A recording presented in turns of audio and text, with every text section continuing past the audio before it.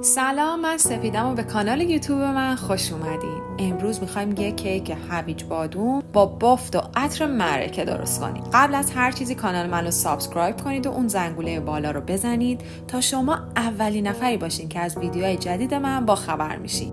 بریم دست به کار شیم. اول به 3 تا هویج کوچیک یا متوسط نیاز دارید. سرشون رو بگیرین. بعد پوستشون رو هم بکنید. ته هویج ها رو نگیرین چون اونطوری موقع رنده کردن احتمال آسیب دیدن انگشتاتون مخصوصا اگر رنده تیز باشه خیلی کمتره.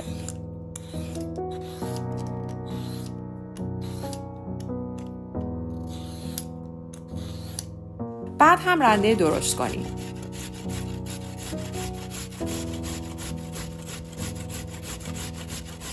میتونید این مقدار هویج رو با 2 قاشق غذاخوری شکر روی حرارت تفت بدید.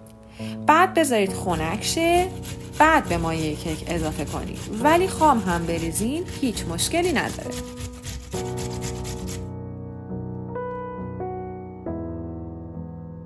سه تا تخم مرغ درشت همدمای محیط رو داخل یک کاسه بشکنید.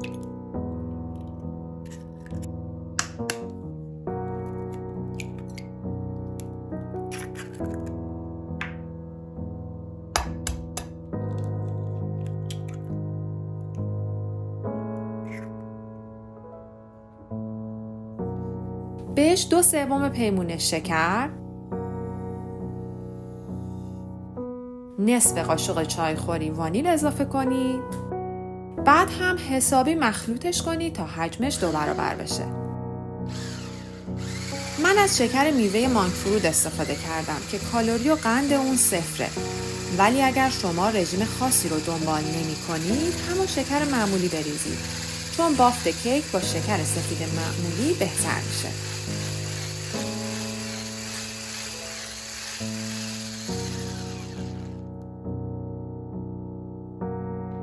دو 2/3 پیمونه روغن مایه،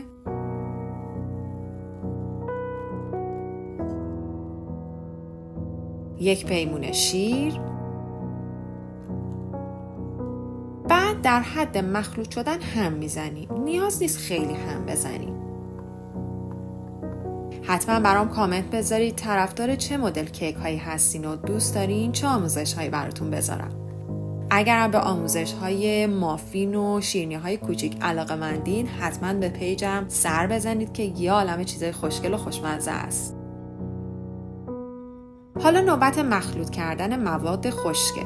2 پیمونه آرد سفید، نصف پیمونه پودر بادوم، 2.5 قاشق چایخوری بیکینگ پودر و 1/4 قاشق چایخوری نمک. همه رو داخل یه الک میریزیم. بعد حسابی الکش میکنیم. تو این مرحله میتونید 1 قاشق چایخوری پودر دارچین رو هم به مواد خوش اضافه کنید. بعد با قاشق این مخلوط رو هم میزنیم.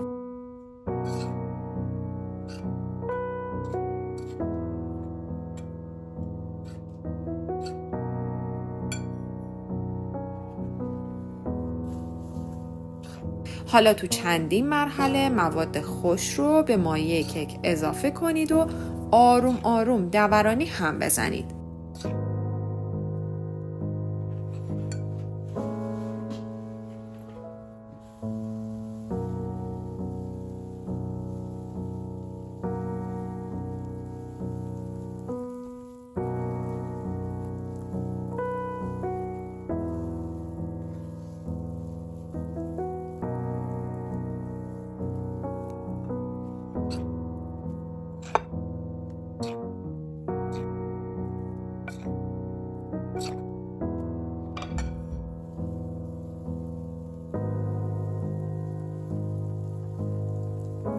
این کیک رو داخل هواپز، داخل قابلمه بدون فر هم میتونید بپزید.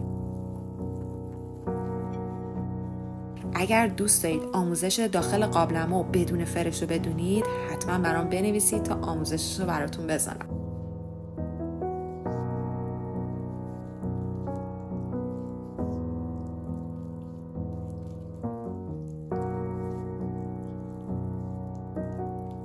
در نهایت مایه کیکمون باید غلظتش اینطوری باشه.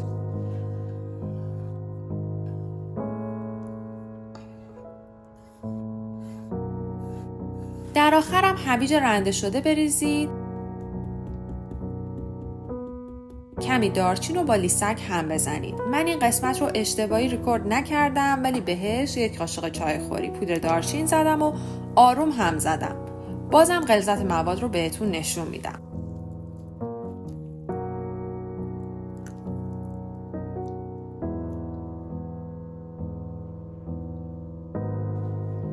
داخل قالب هایی که از قبل چرب کردین بریزین. من تو 3 تا قالب لوف ریختم. اول بین 3 تا قالب مایه رو بریزید، پخش کنید، بعد دوباره کم کم مایه رو اضافه کنید. تقریباً 2/3 قالب رو باید با مایه کیک پر کنید. راستی خوشحال میشم بهم بگین از کدوم شهر یا کشور منو دنبال میکنید. کیک یا شیرینی محبوب شهرتون چیه؟ کمی قالب رو روی سر بکوبونید تا حباب‌هاش ازش خارج بشه.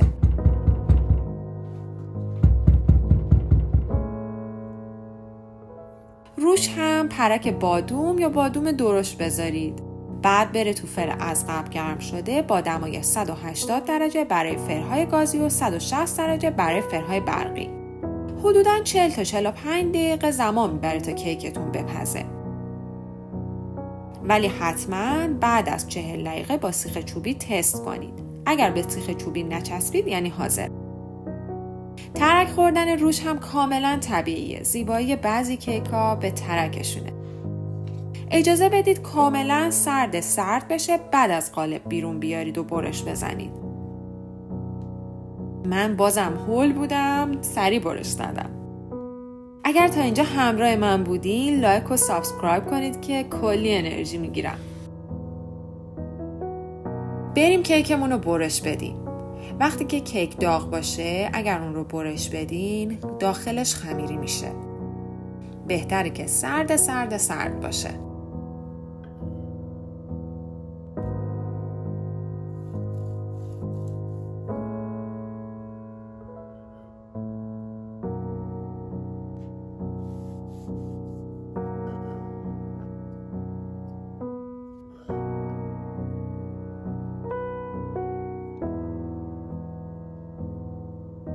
بی‌نظیر شده. تو دهن آب میشه.